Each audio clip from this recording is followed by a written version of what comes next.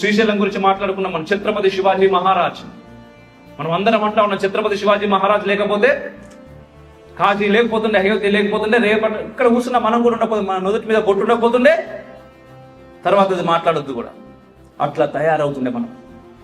మరి అటువంటి ఛత్రపతి శివాజీ మహారాజ్ శ్రీశైలంకి వచ్చిండు. ఆయన మన హైదరాబాద్కి వచ్చిండు, భాగ్యనగరానికి వచ్చిండు, శ్రీశైలం పోయిండు. పోయి ఆ తల్లి ముందు నిలబడి, తల్లి ఈ యుద్ధం నాతో అయితే లేదు, చేసి చేసి చేసిన ఈ కత్తిగా ఈ కత్తి నీ దగ్గర పెడుతున్నా, నీ పాదాల దగ్గర పెడుతున్నా, నా ఒక అద్భుతమైనటువంటి నైవేద్యం నీకు పెట్టాలనుకుంటున్నా, కానీ ఏం పెట్టానో నాకు అర్థమైతే లేదు. నా తలకాయకు మించినటువంటి, నా తల పండుకు మించినటువంటి పండు నాకు దొరుకుతలే తల్లి, నా తల పండును నీ పాదాల దగ్గర నైవేద్యంగా పెడతా, స్వీకరించు అన్నాడు ఆయన. ఆ తల్లి వెంటనే ప్రత్యక్షమై, నాయన శివాజీ, నీకు జన్మనిచ్చింది నీ తల నరుక్కొని నా దగ్గర పెట్టడానికి కాదు, శత్రువుల తలను నరకడానికి కత్తి తీసుకొని నువ్వు అన్నాడు ఆయన.